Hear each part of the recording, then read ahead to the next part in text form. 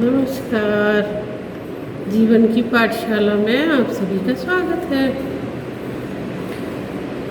कुछ बच्चों ने, कुछ मित्रों ने प्रश्न किया है कि आपने भावातीत ध्यान की बात की, तो ये भावातीत का अर्थ क्या है ये तो बता दें। तो देखिए, बहुत सरल है भावातीत का अर्थ। आपने प्रकृति के 3 गुणों के विषय में तो पढ़ा ही होगा, और नहीं भी पढ़ा तब भी हम आपको बताते हैं कि प्रकृति के 3 गुण होते हैं, सत्व, रजस और तमस। तो ये इस मनुष्य मात्र में, सभी प्राणियों में इन तीनों गुणों का प्राकट्य होता है, और उसी के अनुसार, उन्हीं गुणों के घटने बढ़ने के अनुसार कोई भी प्राणी अपने जीवन के सभी कार्यों का संपादन करता है। तो जैसे मान लीजिए किसी का सतोगुण अधिक बढ़ गया, तो अब ये व्यक्ति क्या हो जाएगा? सात्विक, सतोगुणी।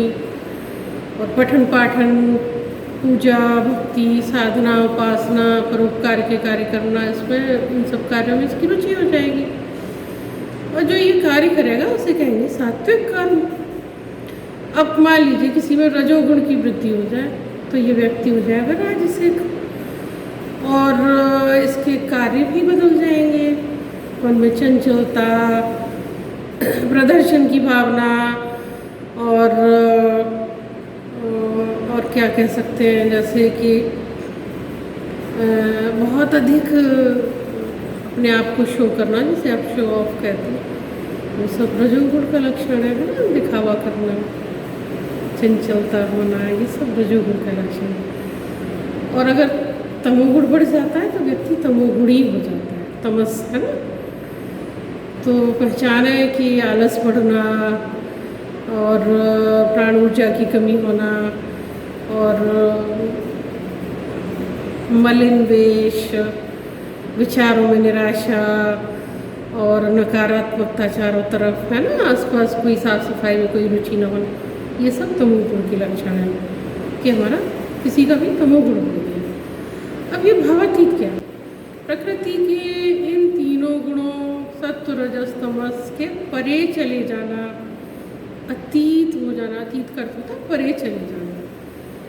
तो इन प्रकृति के इन तीनों गुणों को भाव कहते हैं। और जब हम इन तीनों के परे चले जाते हैं, चाहे भले हम थोड़ी देर को जाए, तो ये हमारे ऊपर है कि हम कितनी देर ध्यान करते हैं, तो फिर उसका अभ्यास बढ़ाते जाते हैं, तो फिर हम ज़्यादा भावातीत होते जाएंगे।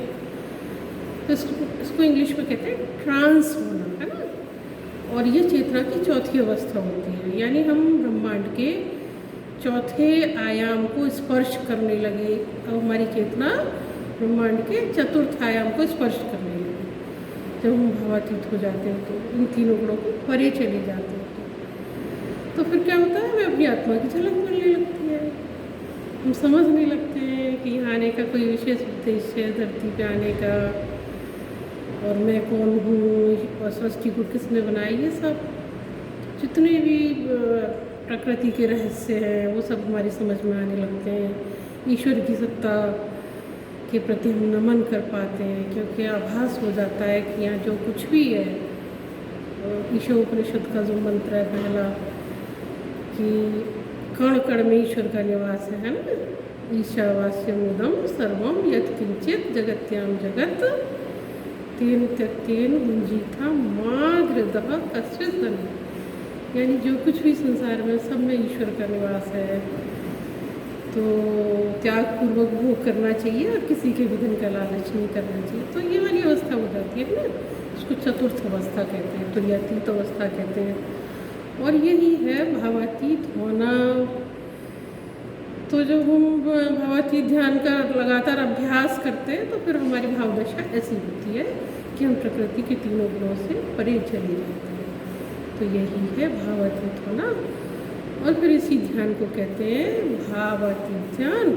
और यही है ट्रांस हो जाना, गुणातीत हो जाना, सब इसी के लिए। ठीक है, तो चलिए आज का वीडियो समाप्त करते हैं।